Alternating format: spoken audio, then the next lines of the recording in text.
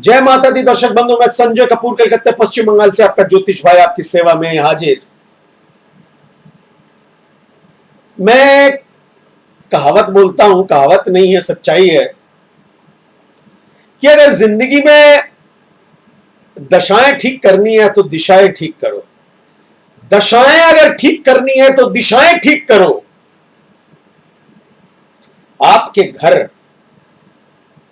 आपका घर, फ्लैट, मकान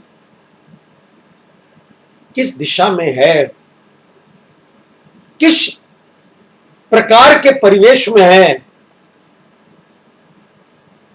उनका क्या प्रभाव, कुप्रभाव आपके घर के ऊपर में पड़ रहा है, ये दर्शक बंधु आज मैं इस प्रोग्राम में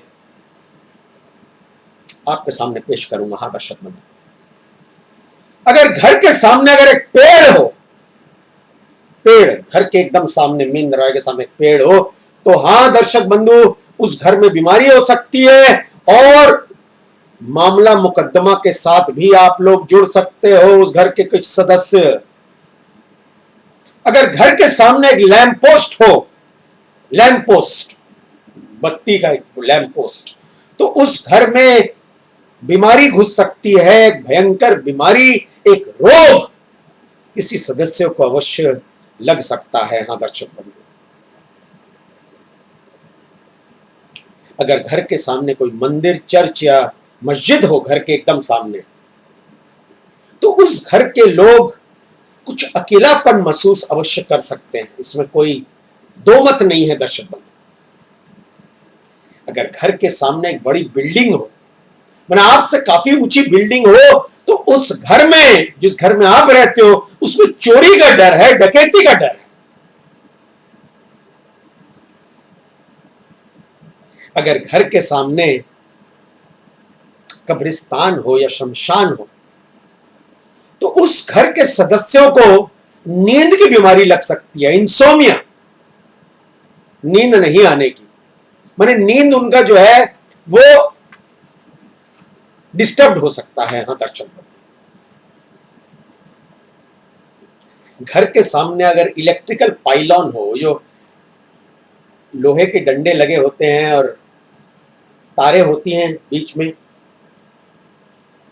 वो इलेक्ट्रिकल पाइलॉन अगर घर के सामने हो, तो उस घर में आग लगने का भी डर हो सकता है।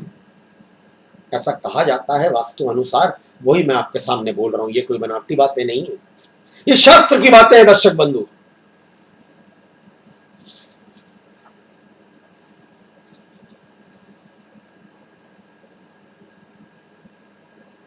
अगर घर के सामने दो घर के बीच में गैप हो, आपका घर ये है और सामने दो घर हैं और दो घर के बीच में कोई गैप है, मतलब वो जुड़े हुए नहीं है और वो गैप घर के एकदम सामने है, तो उस घर के सदस्य की जो एनर्जी है, एनर्जी लेवल है,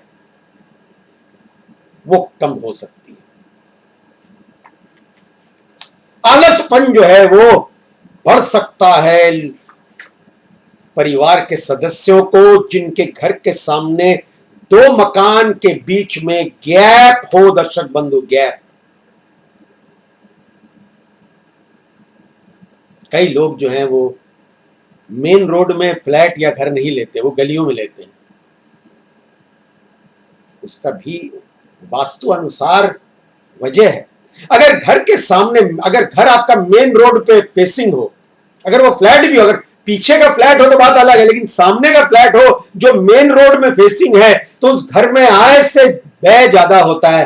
आय चवन्नी तो खर्च अठन्नी। घर के सामने अगर कोई फास्ट मूविंग मेन रोड या मोटरवे हो, जहां बहुत सारी गाड़ियां चलती हो घर के सामने, नॉन स्टॉप अगर गाड़ियां चलती, ट्रैफिक चलता हो घर के सामने, तो उस घर में आय से व्यय बेसी होता है।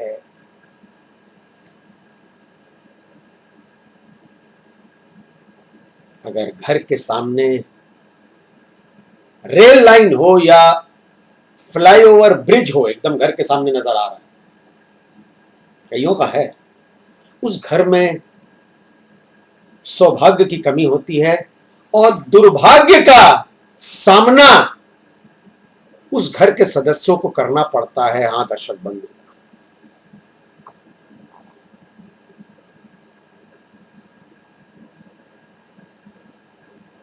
अगर घर के सामने एक रास्ता हो, सिर्फ घर के सामने एक रास्ता बस,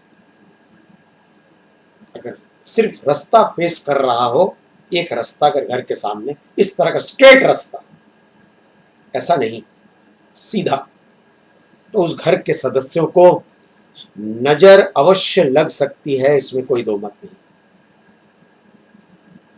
अगर आप लोग को लगे कि इस तरह की समस्या है, तो एक विशेष वास्तु यंत्र मैं बनाता हूं जो दुनिया के किसी भी कोने तक पहुंचाया जा सकता है। स्क्रीन के ऊपर में फोन या व्हाट्सएप नंबर है, चाहे तो उसकी कीमत की जानकारी प्राप्त कर सकते हैं, क्योंकि वो यंत्र, विशेष यंत्र जो मैं बनाता हूं,